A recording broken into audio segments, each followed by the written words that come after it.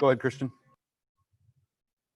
Yeah, Zion, just wondering on that last play, what was your reaction when you saw Trent come down with the interception, and then kind of what did you do from there? Were you part of the group that went down and celebrated in the end zone? Oh, I was kind of overcome with emotion. It's just the game was up in the air for so long, and all these stats and everything that I was doing. I mean, it's fun and it's cool, but the biggest stat is a win. So like I was definitely in stride in my pass rushes and everything. And when he came down, I mean, that was actually probably the first comeback I've ever been a part of. So it's just like I just had to take in the moment. I was just overcome, just in such awe of this team. Oh, then Lars Hansen, Mike. Go ahead, Mike. Yeah, Zion, like you mentioned, 3 more sacks today. Just what does it feel like to be you right now, to have the kind of success that you're having individually? I mean, how do I answer that? I guess, it feels good. I mean, I'm just glad that my success is also translated into team success. I mean, I was telling my coach earlier this week, Coach K, I was like, all these awards are great, but if they gave me an award where on a week that we lost, I definitely would want to accept it. So I'm just thankful that we as a team we're balling. Every single one on this team is contributing. So. All right, all the hands up. We'll just take those ones. Lars Hansen, then Masvita. Go ahead, Lars.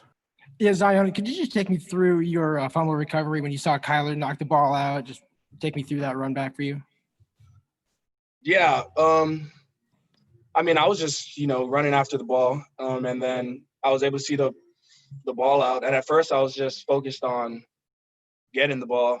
And then as I was running downfield, all my focus went on don't lose the ball. And next thing you know, I was out of bounds. But, I mean, you take it as it comes, and then you make corrections, and maybe next time we can house it. All right, Masvita, then Anthony. Go ahead, Mas. Sure. Hey, Zion, on the adjustments, was anything major you guys made, or was it, I mean, what was that adjustment like without giving away, game plans? It wasn't, it's not like we changed up anything that we were doing. Before the coaches talked, I was telling them, I mean, everything that they thrown at us, we had seen. And coaches came in and basically said the same thing and said, maybe we treat a couple of looks differently. And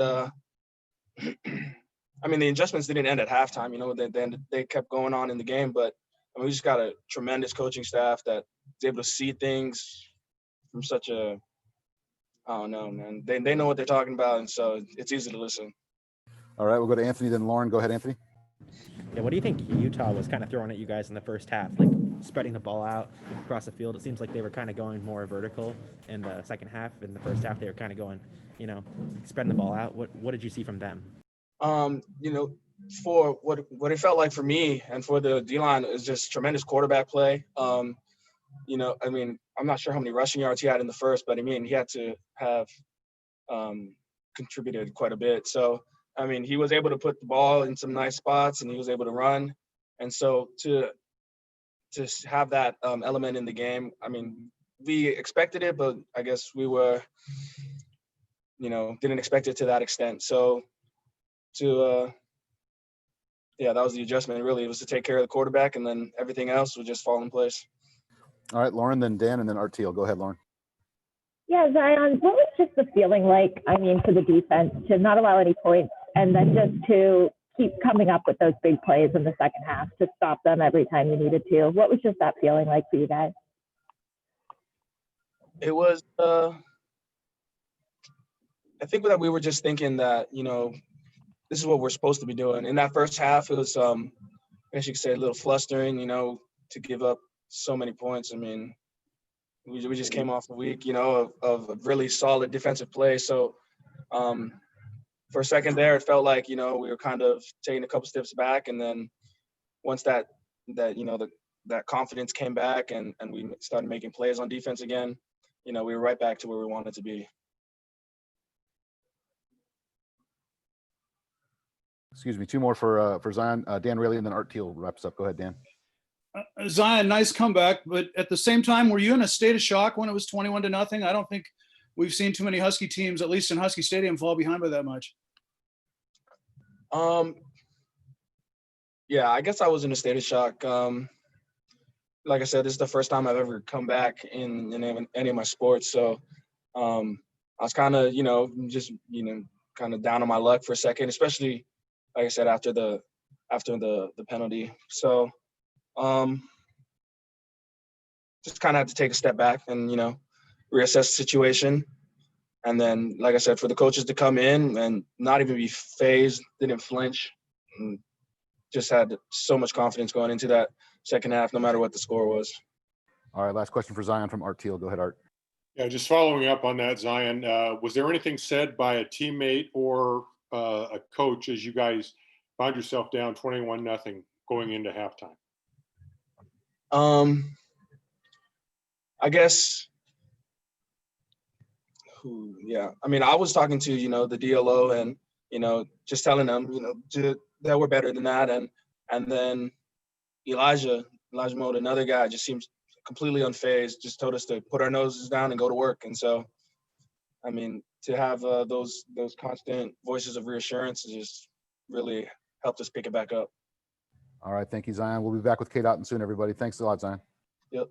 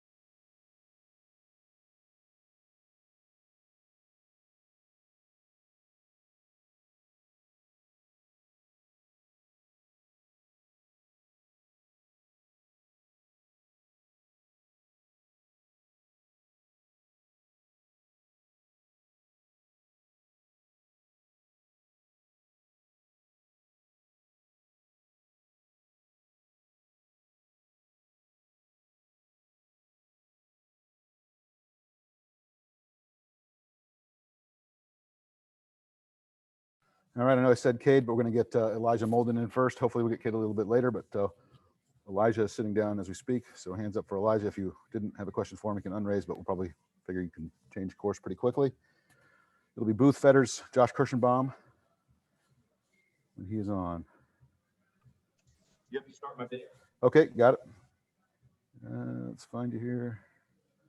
Now you got it. You got to do it now.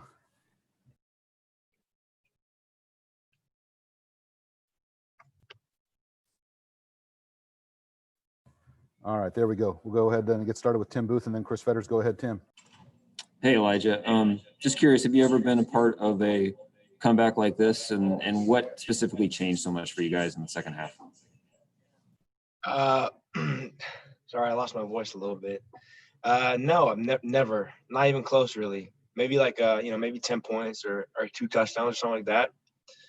But no, never. And I think, that's one of the reasons why I play football. Probably the biggest reason why I play football is just because, it's not always going to go your way. And then, you just got to work through it. And second half, especially, I think the biggest thing was our energy. I think it was kind of dead the first half. Things didn't go our way, so what? Second half, we came out with energy. And all it takes is just one play to create a spark. All right, we'll go to Chris Fetters, followed by Josh Kirschenbaum and then Anthony Edwards. Go ahead, Chris. Yeah, Elijah, was curious about your vantage point on the sidelines watching that last drive with Dylan Morris. Tell us a little bit about how you were feeling when you were watching that. I think it was perfect. We kept on saying to each other, like, we're really going to do this. We're really going to do this. And I've always done this thing where this year on third down, I'll stand up. Usually I'm on the bench. On third downs, I'll stand up, and I feel like every time I stand up, we get a first down. So I think it was, some players stepped up. Puka stepped up, took a couple shots. Kamara getting out of bounds. Who else? Kade obviously scoring a big-time touchdown and getting some yards. and the whole thing was led by Demo. So, you know, he didn't flinch after the first half. So he's a really, you know, he's a leader on offense. He's a young guy, but he's a leader on offense. All right, Josh Kirschenbaum, then Anthony. Go ahead, Josh. Hey, Elijah. Zion was just in here and he said that you were one of the main guys that talked to the locker room at halftime. Just from your vantage point, what did you see just in the vibe in the locker room, and what was your message to everybody? I think my message was, don't be soft. You know, it's easy to, when things don't go your way, to kind of hang your head and feel sorry for yourself. And I think we were fighting that. We were fighting that feeling. You know, everyone feels that deep down. You know, you get that voice in your head that wants to, you know, talk to yourself, make excuses and stuff. But I think, you know, blocking that noise out, you know, staying hard, and then coming out the second half with a sense of urgency. So that's what it came down to. Anthony, then Lars. Go ahead, Anthony. Yeah, Elijah, we've seen you guys play in kind of every kind of game possible so far. We had a close game against Oregon State and blew out Arizona, and then a hard-fought comeback tonight. Where do you guys go from here? Only time will tell. Like you said, we've seen it all. So, you know, in a sense, we've lived, you know, these past 3 weeks, it feels like I've played 3 years here. You know, these 3 weeks have felt like 3 years. So just keep on stacking days, keep on improving, keep on raising the bar, you know, we have really high expectations for ourselves. So, you know, I think every week the standard is raised. All right, 4 more. Lars, then Lauren, then Art, and then Christian Capel. Go ahead, Lars. Hey, Elijah, what difference did Cam Williams make for you guys in the secondary in the second half? I'm sorry, can you ask that? I didn't quite. Cam Williams, just how much of a difference did he make for you guys in the secondary in the second half? Yeah, I mean, the good thing about our secondary is we're so versatile that, you know, we can plug anyone anywhere. So there'll be some series where I'll look back and see a different free safety than I did the drive before. And honestly, I feel completely confident whoever's back there. So it's good to see him out there for sure. All right, we'll go to Lauren, then Art. Go ahead. Yeah, Elijah, just take me through the moment when Trent McDuffie had the interception and that celebration you guys had afterwards. What was just that moment like for you guys? Yeah, it kind of reminded me of the Apple Cup last year when he got an interception. And I feel like every time he gets one, I'm right next to him, and I'll grab him on the shoulder and run down the sideline with him. So I think, you know, it's kind of, that was the moment where all of our work paid off for the day, you know, and we knew that, and we got the dub. All right, Art Teal, then Christian, and then Booth. Go ahead, Art. Elijah, in that first half, when they were moving the ball quite easily, did you have a WTF moment as that was going on, like trying to understand what was happening, and they were having their way with you so much? No, I mean, I never really had those moments, because I think, you know, we were able to comprehend what was happening, but it was never like, you know, we were never we were more focused on what we could do and what we can control. You know, I was always focused on the next play, the next drive. You know, something happens in the past, we learn from it, we move on. So really, that's something that, you know, yes, they were running the ball in the first half, especially in the second half as well, but we didn't really flinch. All right, we'll go to Christian and then Tim Booth to wrap it up. Go ahead, Christian.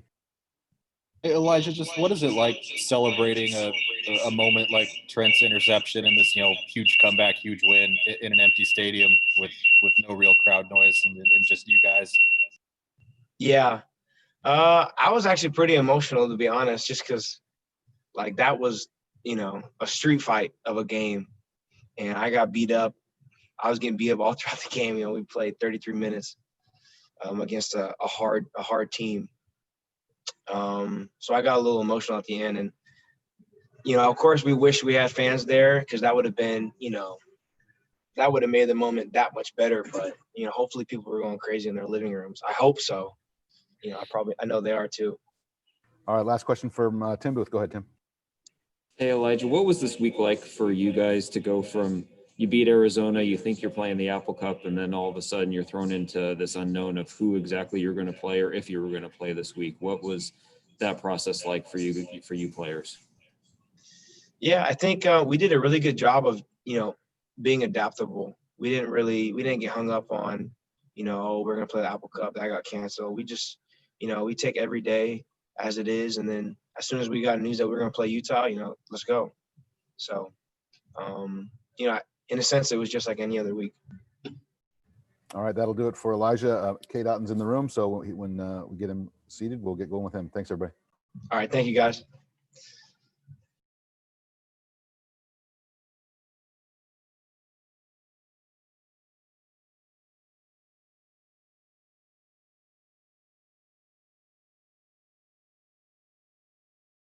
All right, we'll get started. I think his audio is on. We'll get started with Chris Fetters, then Ruth. Go ahead, Chris.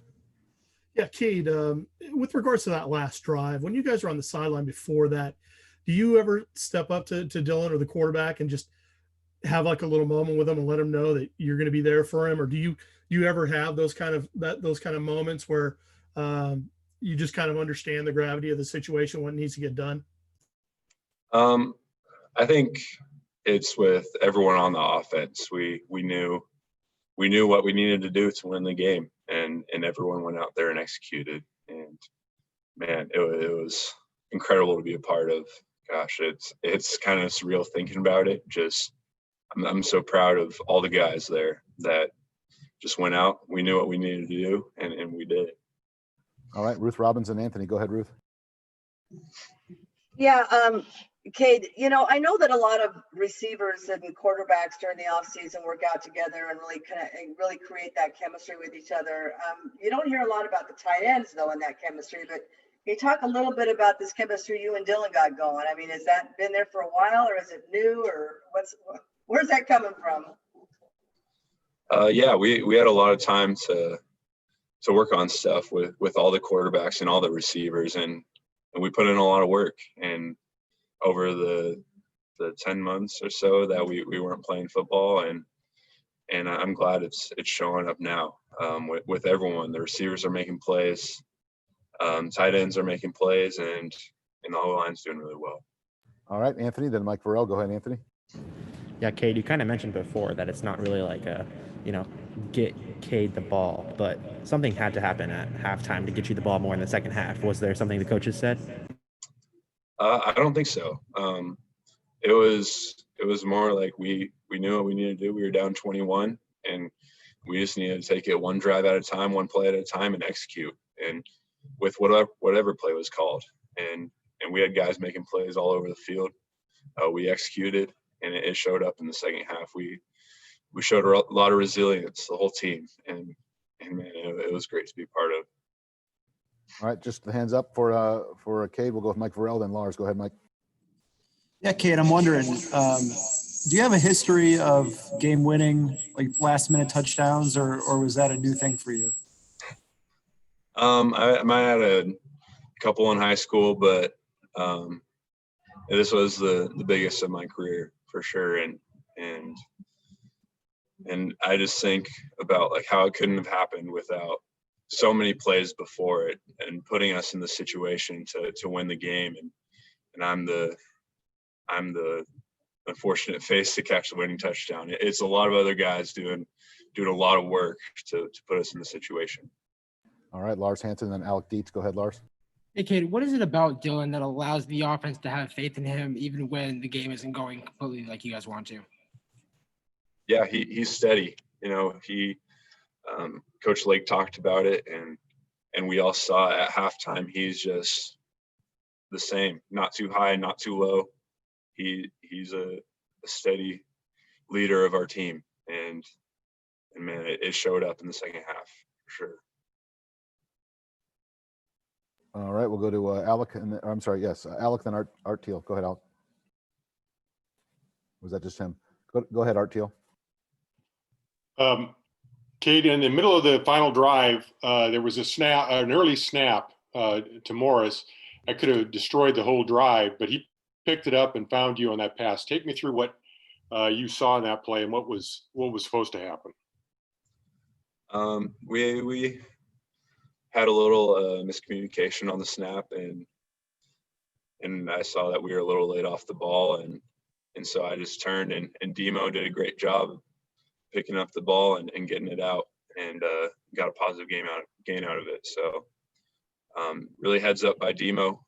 The line protected him well too, even though the snap was a little off, and positive play. And then those little things are the difference in winning and losing. And we were able to do those in the second half. All right, just take two more. We'll go back to Alec and then we'll go to Masvita. Go ahead, Alec. Hey, Cade. Just wanted to ask, Dylan threw sort of that back-breaking pick right before that last drive. Was there anything said by him or anyone else to sort of get the offense back on track before that touchdown drive? Like I said, he's not too high, not too low, and that's how the whole offense was. We knew, like, after that drive, we might only have one more chance. The defense got a huge stop. They were insane in the second half. Those guys are good, and the whole offense, we looked at each other. We knew what we needed to do, and we all executed and went out and did it. And that's why we won the game. It was awesome. All right, actually two more. We'll go to Masvita and then we'll go to Chris Fetters. Go ahead, Mas. Yeah. Hey, Kate, staying on that last drive, just the importance of you guys as a team, as the offense, staying focused play to play. How important was that on that final drive? Just staying focused on each play, one play at a time. Yeah, I think that's of utmost importance. Each play is a different situation, and so we got to know where the sticks are, know if we need to get out of bounds, know how many timeouts we have, know what the play is, and do our job. And all of that goes into every play, and it takes all 11 to be successful. And so you saw us march down the field because everyone was doing their job and locked into the situation. And man, it's a great group of guys to get a win with. That was awesome. All right, last question, Chris Fetters. Go ahead. Yeah, Cade, was curious when you answered Mike's question about game-winning catch. I'm reminded of a catch that you had at Bellevue. Was that a game-winning catch? Yes, it was. That was for the game. All right. Thank you very much, Cade. We'll have Coach Lake in here very quickly, everybody, so stick around. Thanks a lot.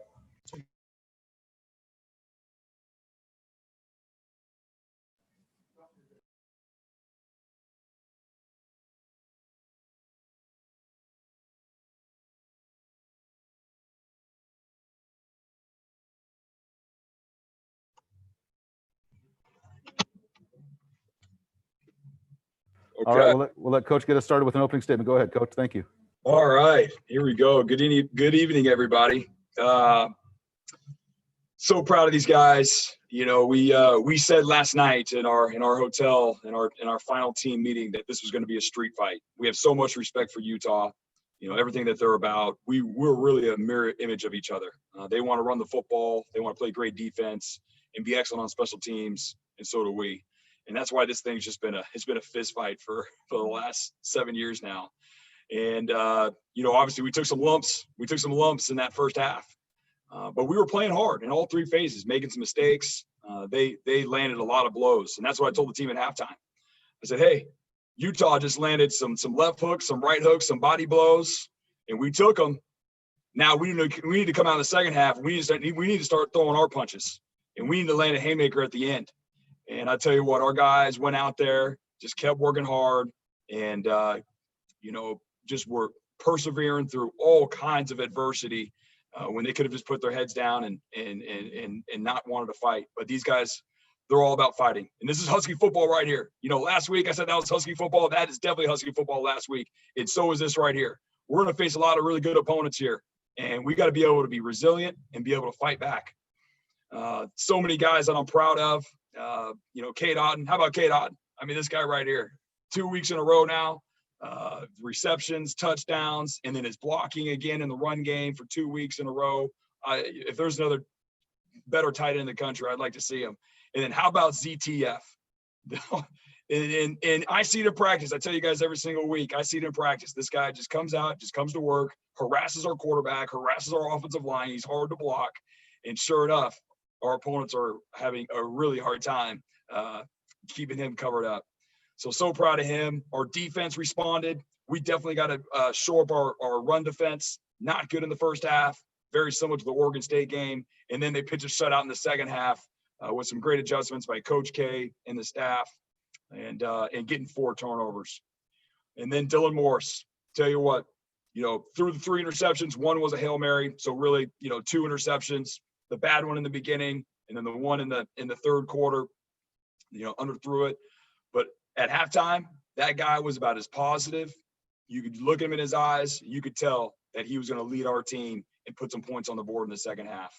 And then him going on that 4.5-minute drive to go down there and punch in the game-winning touchdown and get some critical completions on third down. I'm just so proud of him. Ton of stuff to clean up, which I'm sure you guys are going to ask me about, but I'm proud of our guys, how they showed their character tonight and how resilient they are. And so proud of Husky football. All right, Fetters, Maz, Christian, go ahead. Chris, Fetters.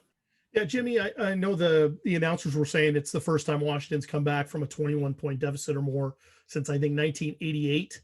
And I was curious if there were any games that you could relate to the kids during halftime or on the sidelines in terms of a comeback, in terms of something that you could literally go back and tell them that you'd experienced.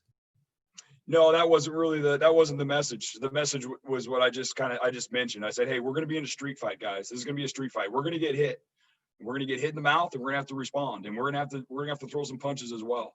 And that was really the message at halftime. And the other thing I said was, hey, we need a spark. We need a spark. We're getting the ball to come out of the locker room. We need a spark to get us going and get some really good momentum. And it was 21-0. We got to score. It's a lot of time. They scored 21 points in 2 quarters. We could score 21 or more in 2 quarters, which we did. So that was more of the conversation. All right, Masvita, then Capel. Go ahead, Mas. Yeah. Hey, Jimmy, just the mental fortitude of your team. If we're going to boxing analogy, after you get hit, they stayed focused. They just stay focused, play to play. Can you just talk about the mental fortitude of your team? Yeah, that's exactly what we talked about. And what I love is they bought in and they responded. We told them what it was going to be. We knew it wasn't going to be easy. Utah is a talented team. They're a well-coached team. I have so much respect for Coach Whittingham and his staff. We knew we were going to be in a battle. And our guys, they're not going to back away from a battle.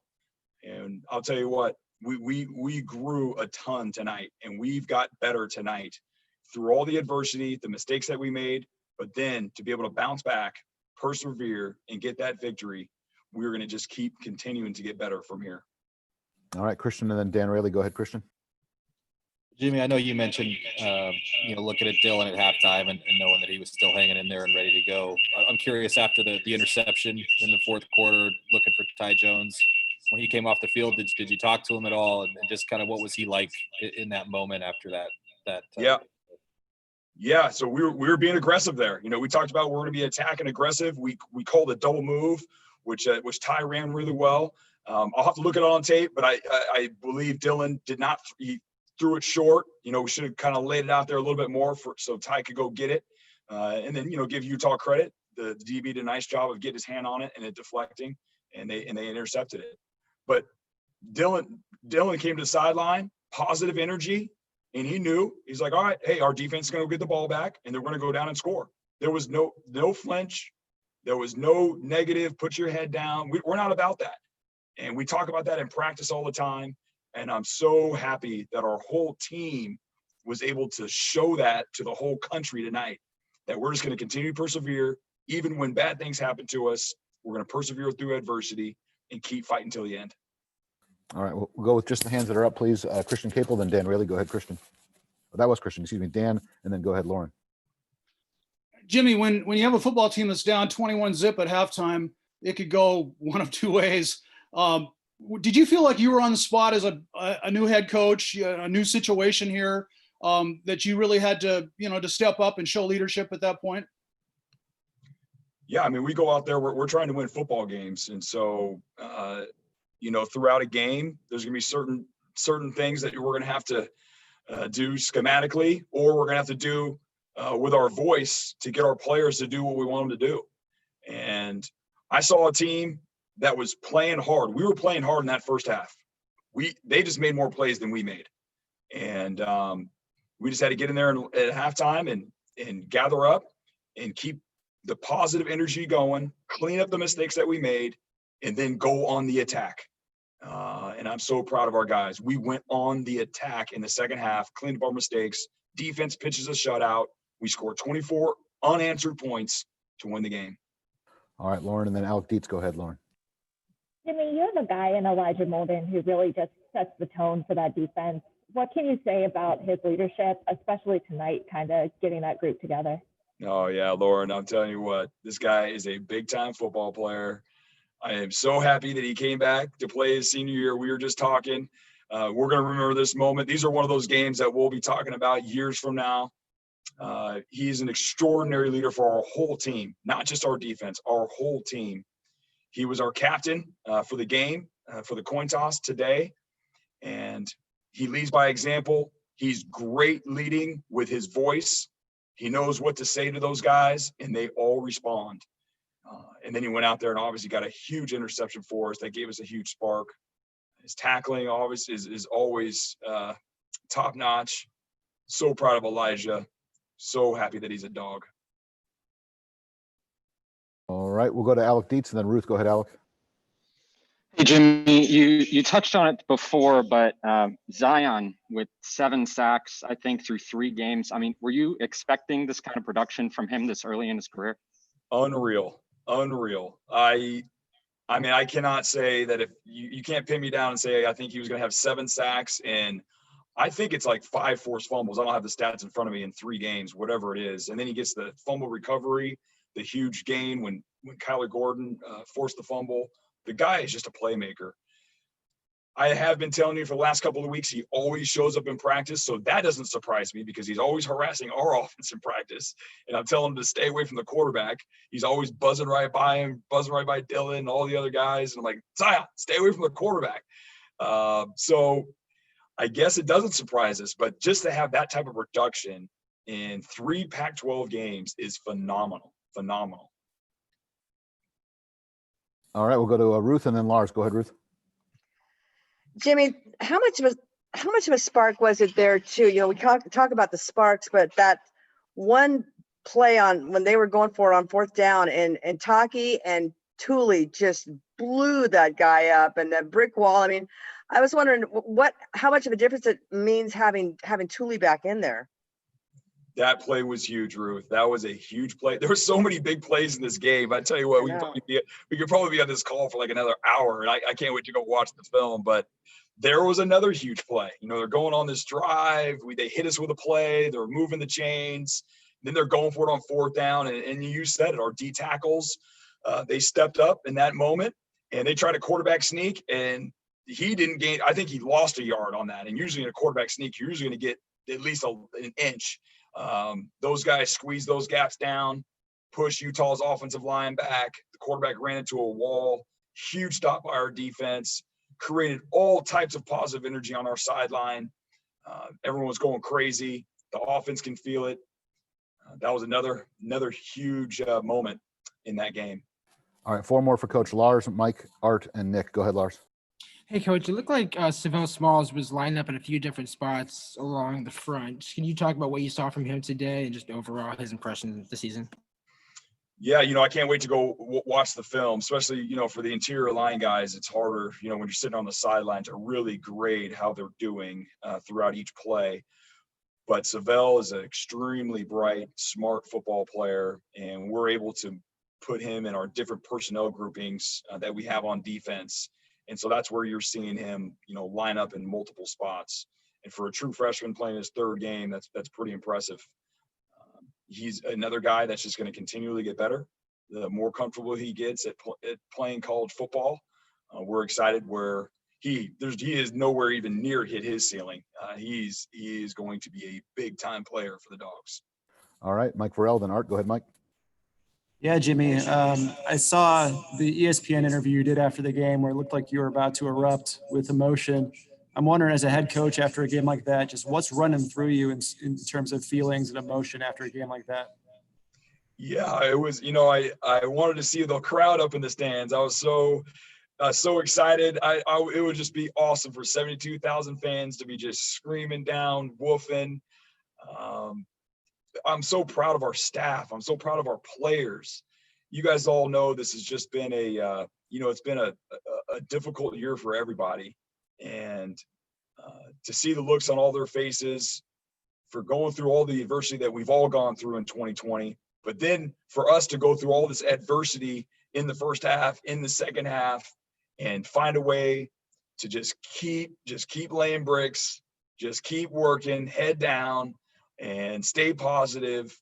And for us to come out there with a victory is just a huge growing moment for our program. We'll go to Art Teal, then we'll close it out with Nick. Go ahead, Art. Jimmy, in the middle of the final drive, the snap comes early to Dylan. It's at his feet. The whole drive could fall apart right there. What was supposed to happen, and what did you see happen? Wow, thanks for reminding me about that. That was not supposed to happen, obviously. The cadence was, miscommunicated between the center and the quarterback. And so we have to get that cleaned up, obviously. We can't have that happen. But how about Dylan? So everything I've been talking about Dylan, about not flinching and not panicking, it probably that moment right there really puts it in a capsule. It's a snap coming when it's not supposed to be snapped. And he grabs the ball, looks downfield, gets back to his reads, and throws a strike, I believe, to Kade Otton to move the chains. And then Kade gets out of bounds. That's the type of leadership Dylan shows. That's the type of calm that he has through adverse situations. Really, that sequence right there really captures what Dylan Morris is all about. All right, last question from Nick Mendro. Go ahead, Nick. Yeah, your mantra has always been score, get the ball back. Never is that more apparent than the second half tonight. Could you just talk a little bit about what role those turnovers played in the third and fourth quarter in the comeback win? Yeah, we talked about it all week long to our defense. One of the keys of the game, we put a high benchmark for turnovers for this game because we knew how tight this game was going to be. And I told the defense we needed 3 turnovers. And I reminded them that their job is to score, get the ball back, which I know they know because they hear it every single day and there's signs everywhere down here in the meeting rooms. But how about them responding with 4 turnovers and all in huge critical situations? And so proud of those guys. They could have easily, got very, net negative with all the rush yards that we were giving up there early on in that game. But they stayed positive. They stayed at it, adjusted, and went out there and got the ball back for our offense. And our offense responded. All right, that'll wrap it up. Thank you very much, Coach. Thanks, everybody, for joining us. Have a good night. Thanks, guys.